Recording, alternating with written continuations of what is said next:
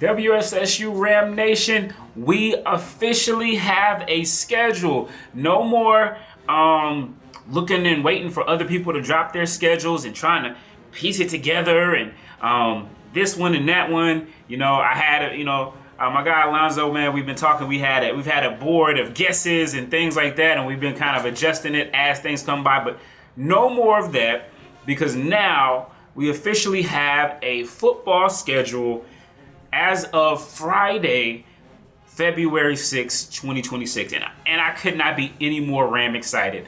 For those of you who don't know, my name is Stephen J. Gaither. This is WSSU Ram Nation. This is a platform dedicated to Winston-Salem State University, athletics, as well as the culture at large. So thank you guys so much for joining in on this journey with me. It is an exciting time right now. But I appreciate everybody. Look, guys, one thing I do want to let everybody know, we are, the last time I checked, as of 6:36 this morning, we are $500 shy of the $20,000 goal that we set to support our women's basketball program as they continue to make history. So we're at $19,500. Look, guys, let's go ahead and get over that. Let's go ahead and get over that 20 mark today.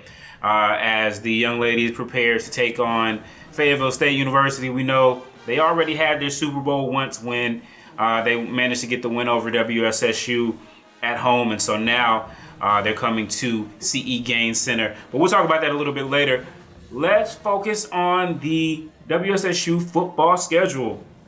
So, if you haven't heard the big news, if you didn't see my reaction video, if you didn't see the post by the university athletics and everyone like that, we are opening the season against Norfolk State University, and I couldn't be any more thrilled. I just said last night that, well, when I was recording early this morning, early Friday morning, I was recording a video, piecing together. We had just gotten another piece of the schedule when Livingstone let us know that we were going to be playing them on September 19th. And so we're still piecing together the schedule and everything like that. And I was like, man, it would be great if we would be able to get FCS game. But to be honest with you, when Hampton said that their game August 29th, which I knew was going to be open for us, when they said that game was not going, they were going to play VUL, I was like, that's a Ram shame, but like we're not going to get a money game this year. A&T's already loaded up. But, hey, you know what? Shut my mouth. Hey, I'm not right all the time. I can be wrong quite a bit. So, now this is amazing. Again,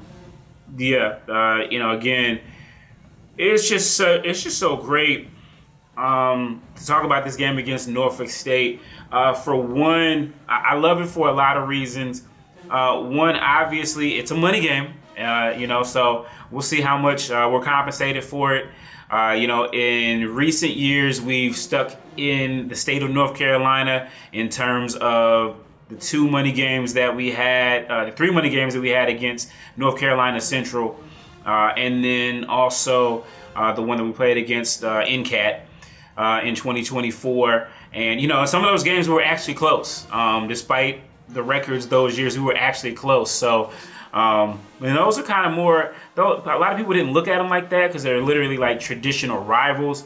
Norfolk State is one like that, but it's a little bit different. Obviously there is the immediate tie, which is the fact that just a year ago, Coach Woodbury joined Michael Vick's inaugural staff over at Norfolk State University. I was super excited for him at that point last year, and then I got a chance to catch him a couple times during the year, and super excited for him and what that looked like for him. And then as things went on, and I was hopeful that Coach Woodbury would be available to be our head coach. So grateful that we were able to get Coach Woodbury to come back and restore the standard. I think he's the perfect guy for the job for what we need right now, for sure. And so, that was amazing. And I just remember talking to Michael Vick on the MEAC Media Day last year. He talked about how Tory was a big part of what they were doing. And, he was his assistant head coach last year as well as running the special teams. So obviously he thought very highly of him and, had this, this job opened up at WSSU. So it worked out. And I know that you're going to see Coach Woodbury on the documentary. So just great that it works out. We were initially supposed to play Albany State University, the reigning SIAC champions, on this date, but things worked out, and Albany State would have been great, but playing Norfolk State is even better. With the spotlight that Michael Vick has had, last year they averaged over 20,000 fans, and we know that the Ram fans travel. I understand that there is no Tidewater chapter active right now, but I do know we have some alumni there. Shout out to Miss Cynthia White Munez as well as Alexis Hutchinson. We definitely gonna be counting on them to hold it down with the rest of us that's gonna roll up there. So a lot of excitement there just with that synergy between Coach Vick and Coach Woodbury.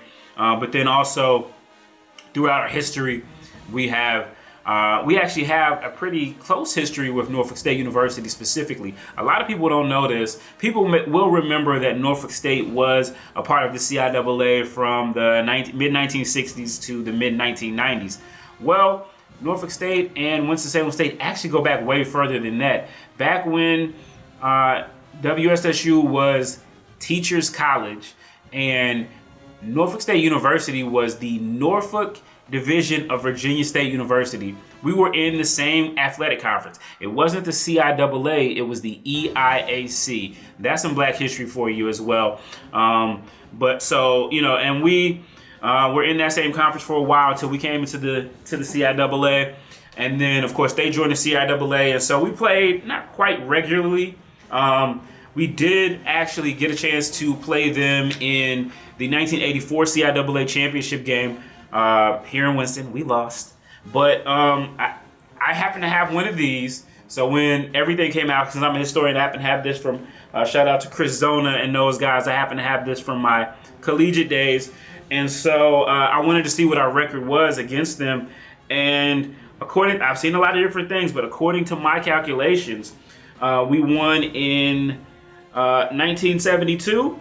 We won in 1977, 1978, the championship years. We won in 1980, 1981, and then we won also 87, 88, and 96. And so I count 8 wins according to this, even though they're giving us 7. But Norfolk State does lead the series. They did win all of the ones when we made that attempt to go to the MEAC. So, so again, besides the recent history of Coach Woodbury being an assistant over there for Michael Vick just last year, we also have the shared history going back to the very beginnings of both of our football programs, actually. So hopefully we'll get a chance to get more into that for the history buffs. But super excited about this game. Again, it's a money game. We can use it. It'll be the first game for Woodbury as a head coach. He'll be going back to a familiar place. We actually got 2 former Norfolk State University football players that transferred in to follow Coach Woodbury. Teron Bios Simon, I believe is his name. I got the whole story up on HBCU Game Day. We got a linebacker as well, Anthony Johnson. So shout out to those guys. They are now officially a part of the Ramley, and they'll be able to go back and play against their old teammates. And look, guys, I know we're D2 and they're D1, all of that good stuff. And I know we didn't have a great record last year. But despite all of that, if you look at the most recent games, Virginia State beat Virginia State in overtime by a field goal coached by Tory Woodbury. He was over special teams. It was a 3-point win for them in overtime against a team that we only lost to by 1. We had a missed extra point. Remember that? So we were 1 point away from beating them, and despite giving them the ball 3 times. So I know that's a lot, but who knows? Who's to say? Who's to say? We don't give a Ram that they're Division 1. I'm gonna tell you that right now. I know, we're going to come up there with the attitude of winning. And what better way to restore the standard than to go up to a Division I school They got 30,000 seats out there. So look, we really literally need all the Ramley to pull up. 30,000 seats over there, and fill that thing up. First game of the year. They're going to be anticipating it's going to be nice weather. So go ahead and get your tickets as soon as Norfolk State releases them. Or maybe we'll get a ticket deal there too. I don't know. I'll ask. I'll see what I can find out. Let me know if you guys know. But a lot of excitement there around that game. And that is just part one of the schedule. Let's get into the rest of it. All right. So we got the Norfolk State game. Excited about that. We also, on September 5th, is our home opener. We will be taking on Mars Hill University. They are located over in the mountains. If you remember, we played them last year. And so this was what's known as a home and home series. So we played them last year at their place. Now they'll come to ours as well. So, and the times are to be determined or to be announced on all of these. But usually, again, like I said the other day, usually our September games traditionally have been night games. And our attendance really does better at night games. So I'm hoping that this one will be a night game as well as the next one. But yeah, we're playing Mars Hill, so another Division II opponent. So we'll get a chance to play, see how we match up against another D2 opponent. That'll be on September 5th. So looking forward to that. And then we've also, the next day, I talked about that earlier, the next week we got Johnson C. Smith. So the Golden Yellow Cows, Golden Bulls, whatever they want to call themselves, they will be coming to Bowman Gray Stadium. And we will be looking to restore the standard against them because they've beaten us the last 3 years in a row. And we can't have that anymore. We can't have that anymore. And I know they're the defending CIAA champions. I know my guy Wally is loading up all of these things about all of these prospects they're getting, all these recruits, all this stuff.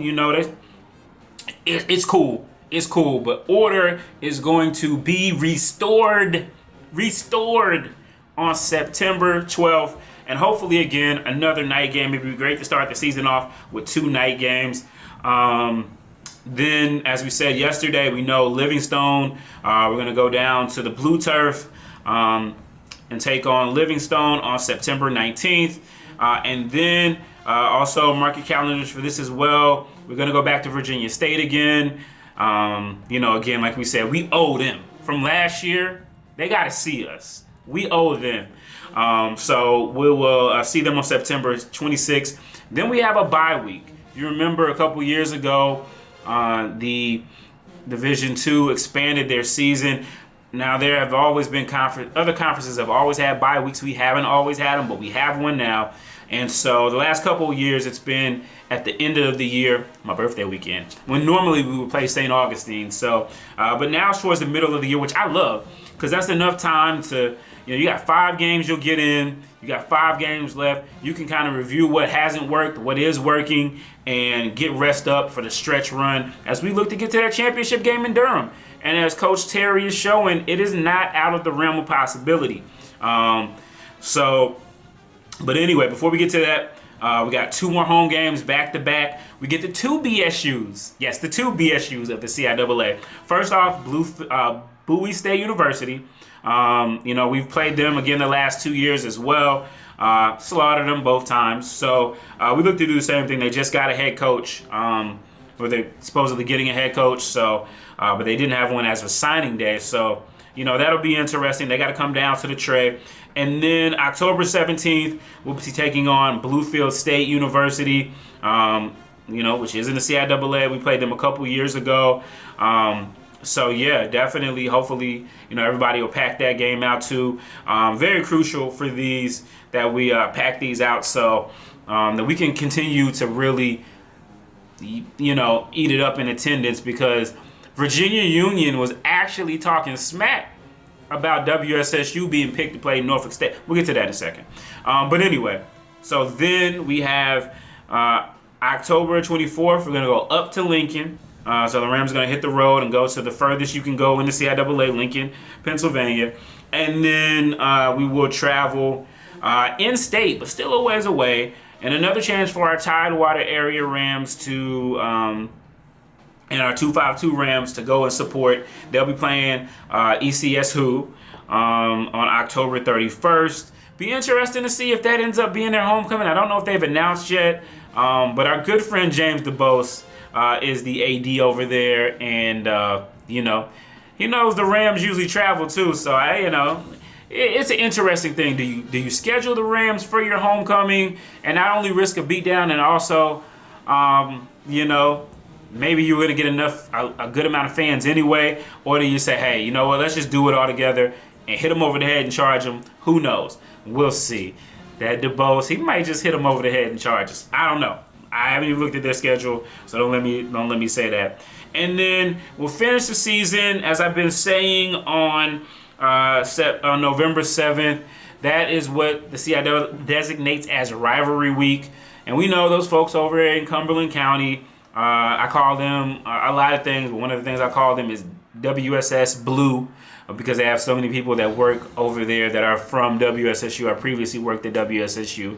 But we'll take on them on November 7th, and we'll look to do the same thing that we did the last time that they came to WSSU when they were homecoming food then, and we'll make them homecoming food again on November 7th. I know that date is actually the same date as Wake Forest's homecoming. A lot of us feel a way about that, but it is what it is. Luckily, your boy lives in Winston, so I don't got to worry about that. But for the rest of y'all who got to come in from out of town, if you haven't already, I would highly suggest going ahead and handling your Ram business right there, so that you can have some type of a reasonable rate, or you can hit the Airbnb or whatever you want to do. I would do it early. And then November 14th is the CIAA championship, and we expect to be there, and we look forward to being there. But there we go. That is the full schedule for WSSU. Like I said, we pretty much had it all. That 3-game stretch at the back end of October, Bluefield State, Lincoln, and ECSU. Wasn't sure about that. We did know we weren't going to play Shaw, and I know some people say they feel some type of way about it. And I guess if you're from Raleigh, I guess I can understand you kind of being disappointed in that.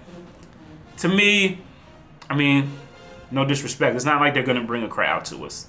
And we're in a new day in the CIAA, and so we'll see them again sometime. We owe them.